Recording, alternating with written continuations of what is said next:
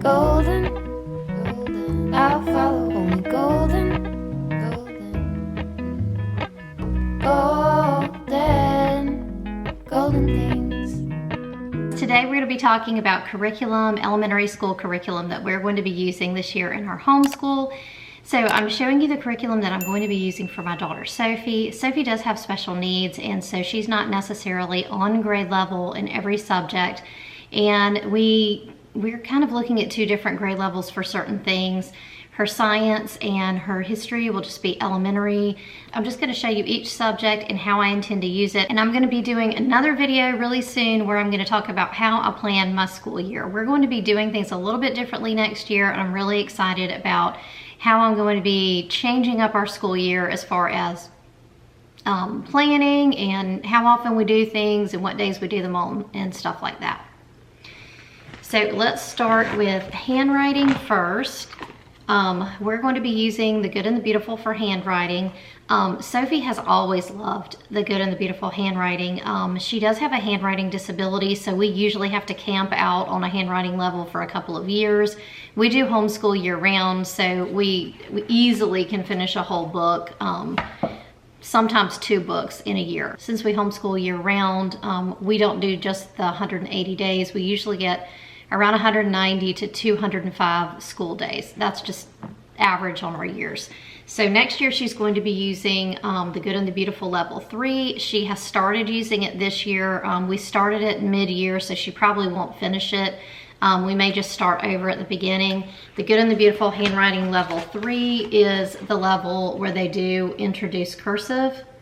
So there's a lot of tracing and writing of letters, and then they also still practice the print as well.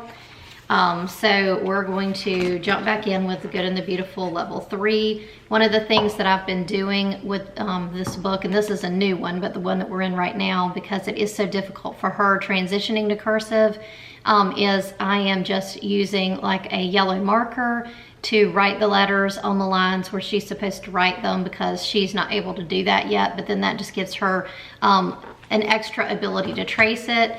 My goal for Sophie is not that she can necessarily be able to write cursive perfectly.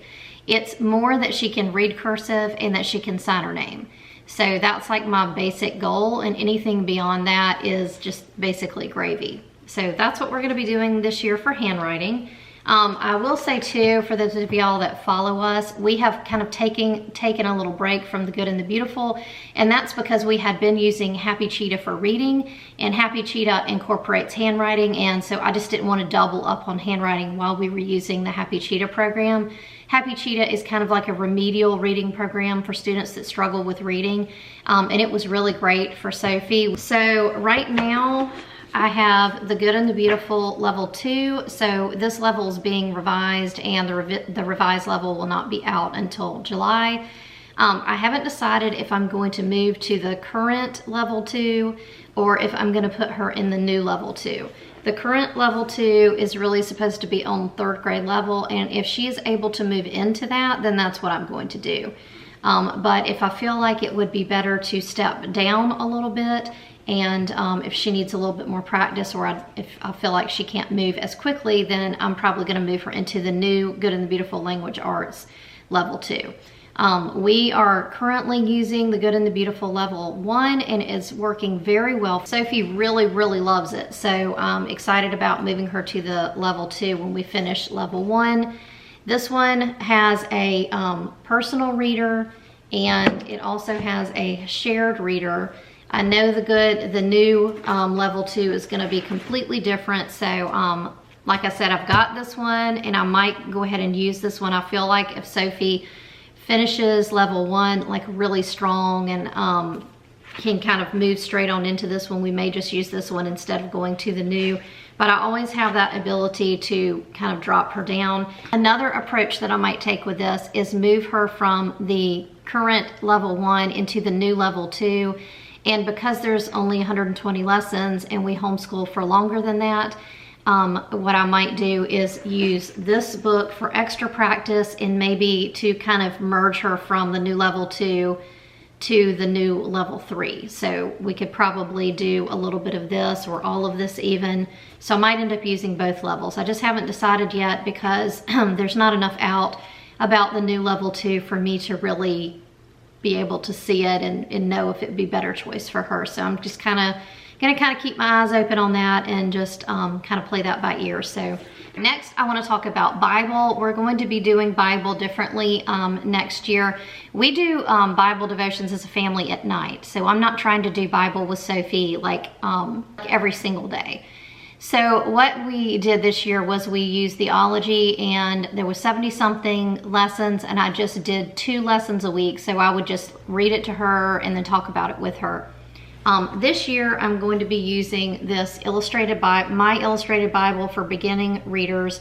It's level 1 I can read. So this will be something like right now at the level that she's at, she could read this, but it would be a little bit of a struggle. I feel like by the time we get through the end of this school year going into next year, this will be much easier for her.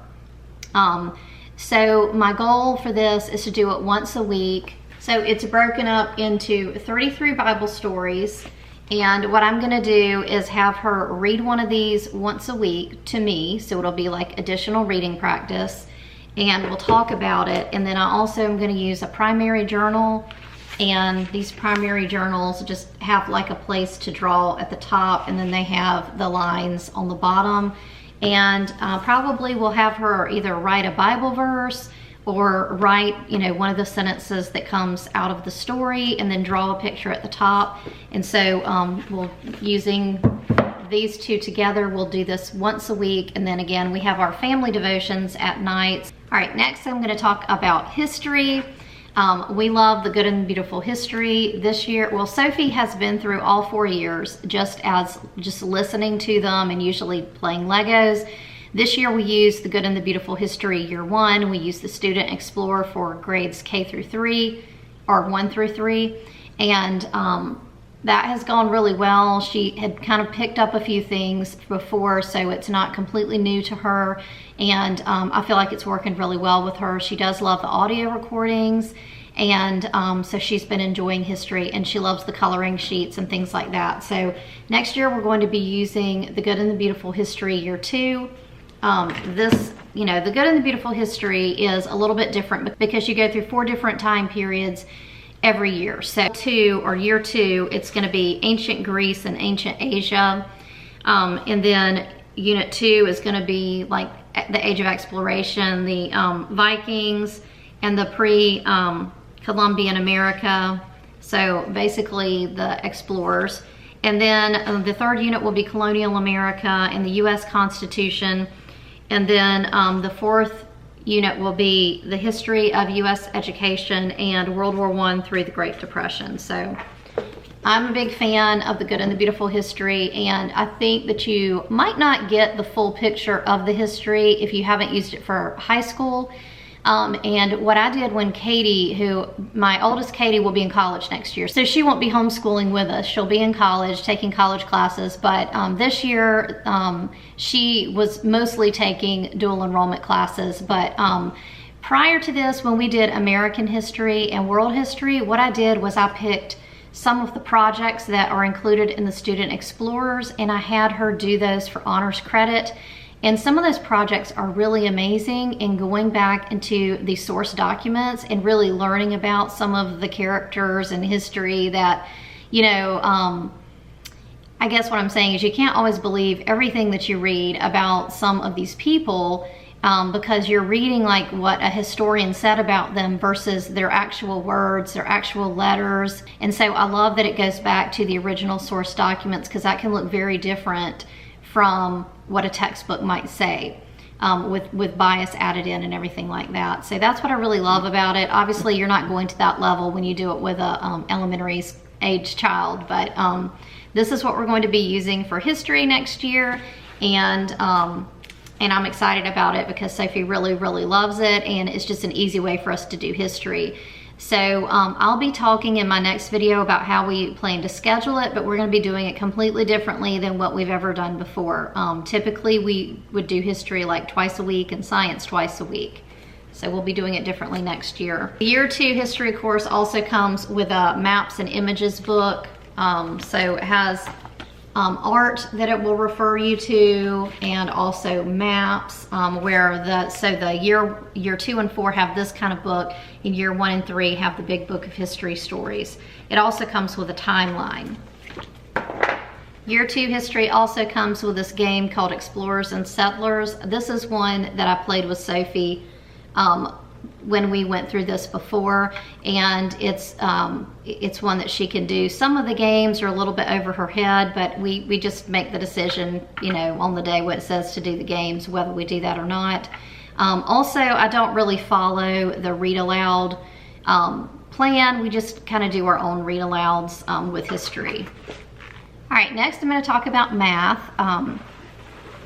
So this year we moved from Rod and Staff Arithmetic 2 around lesson 90 something. So I think there's 170 lessons in Rod and Staff. We moved into the Good and the Beautiful Math Level 2.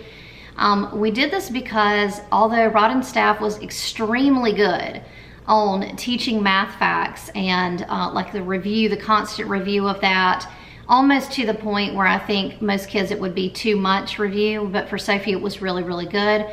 But I realized that it was really focused on almost only arithmetic. It did a little bit with clocks, a little tiny bit with measurement, but there wasn't a whole lot. There was some on place value, but it wasn't enough for Sophie.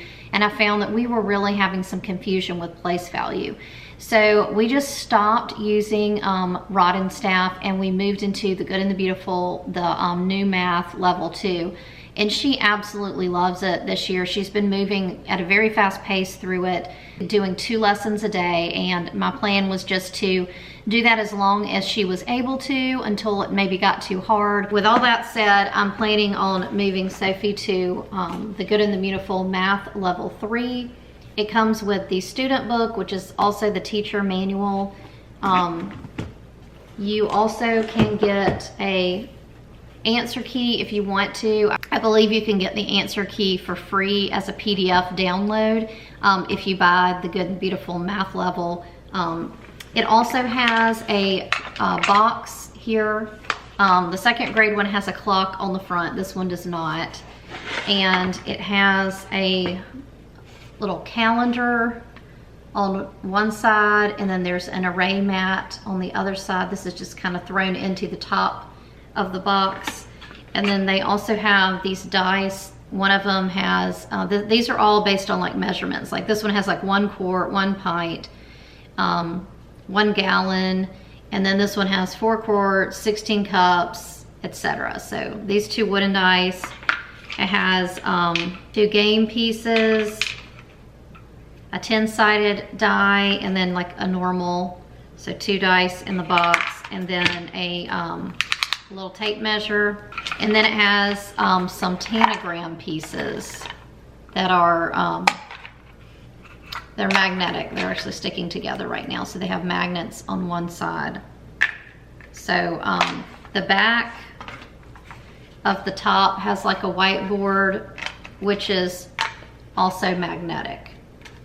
So I'm hoping that this will be a good fit for her next year, using the Good and the Beautiful Level 3. 3rd grade math is, you know, I feel like it's definitely gonna be a challenge for Sophie, because that's the year that most math curriculums move into multiplication and, you know, longer addition and subtraction and division in some cases.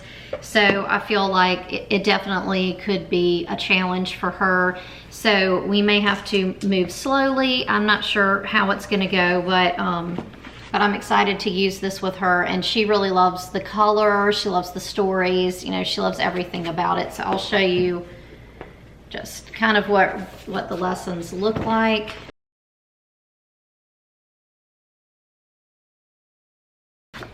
In the level 2, 2nd grade, the lessons are 2 to 3 pages. The lessons are about 4 pages in the level 3 math. Another thing that I bought for math that I think it's possible that we'll need, and you know, like I say, with Sophie and her special needs, I always have to have a backup plan. I don't like to have to buy something in the middle of the year, if she gets stuck, I mean, we frequently will hit a brick wall where we can't move forward. And then if I have to buy curriculum and have to wait for a week or two, I just prefer to have a backup plan. So I also have Math Lessons for a Living Education Level 3, and I think that between going back and forth between the two math programs, especially because this one, you know, has a lot of practice, and it also has, I think I had to buy this separately, but they have a Practice Makes Perfect book.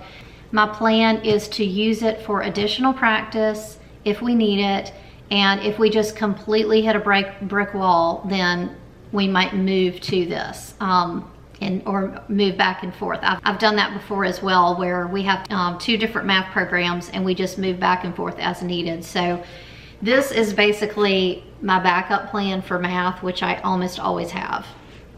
We're also going to be using musical multiplication with Sophie. There's 4 books in here, and they have them labeled as set A, B, C, and D, and so it has like a math fact at the top, like it'll say 6 times 6, and then it'll have a picture. Then you have songs that you download that you can listen to. Sophie really likes this. I don't think that this is for every kid. I'm not sure that every child needs this or wants to learn with music, but this seems to be something that Sophie enjoys. So I definitely plan to bring this out, possibly use it over the summer just to kind of get her ready for some of the multiplication, where she'll have some of it in her mind already. I definitely feel like this is going to be beneficial for her. I'll keep you posted on this, on how we like it. For science this year, we're going to be doing something different as well. The past 2 years, I've used Master Books, the beginner series. So we did Heaven and Earth for beginners, and I think the other was like Life for beginners. It was like a biology based, and that was for like grades K through 2, I believe. And it was right on Sophie's level. You know, it had coloring pages and dot to dots and stuff like that. And it was a very short lesson that I felt like she could, you know, really benefit from. But this year, I think we need to go a little bit deeper into science. And so we're going to be using unit studies. And we're going to be doing science differently as well next year in terms of our schedule. But like I said, I'll have a separate video on how we're planning to change up our schedule in a way that I hope really works for us, that I think will be better than what we've been doing. The first unit study that we're going to be using is Ecosystems. It's a K through 8 science unit study from The Good and the Beautiful. Now, they send you like a loose leaf packet of papers, and I chose to put it in a binder. So it has little books that come with it that you just kind of, you cut these out and you staple them together, and then it tells you, you know, when to read those. And then it also has, this one has 9 lessons. So I just have everything for the lesson, just kind of where it's included in there. It also has the suggested readers, which I went ahead and bought the book pack. So Ecosystems in Your Backyard, and Elf Owl and His Ecosystems. So at the beginning of the unit study, it tells you the materials and things that you're going to need, and it has a lot of art in it. It's they really are beautiful and colorful. And so this book here is going to kind of function like the teacher manual.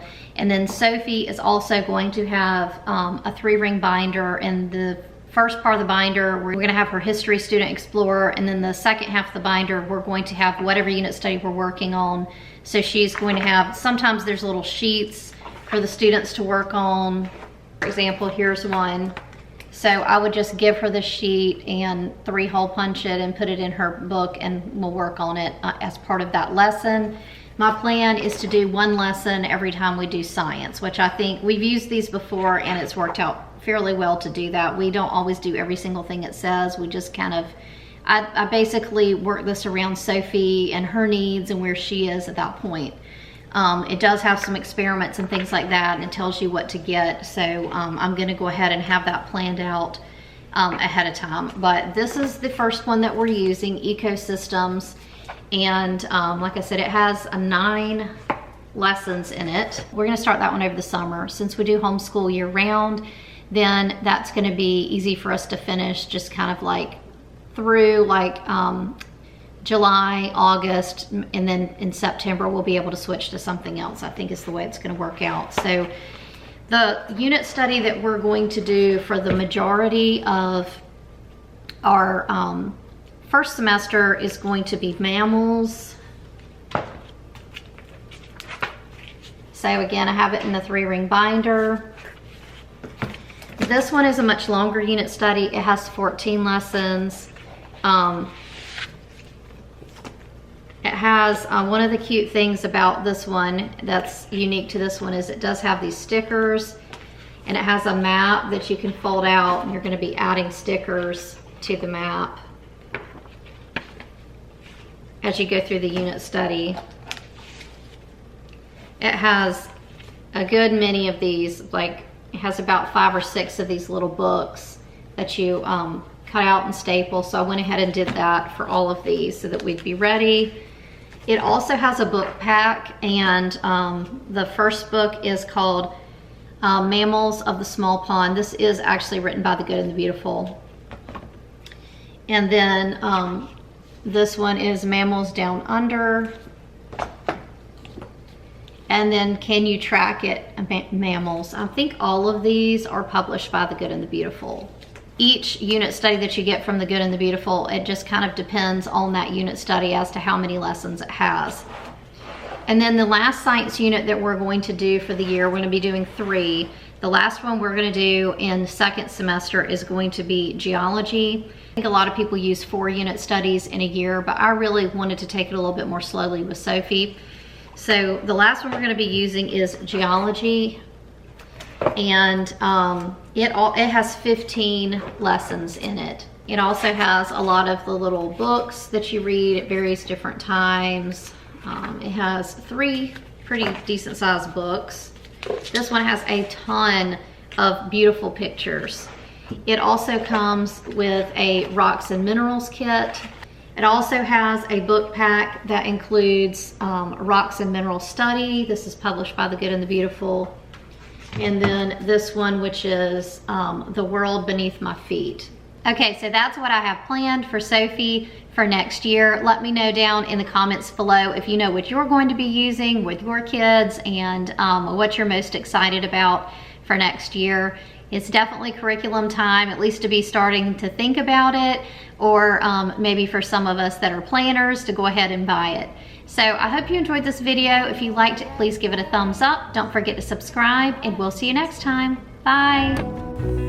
Rainbow trout and hummingbird wing. Golden, I follow.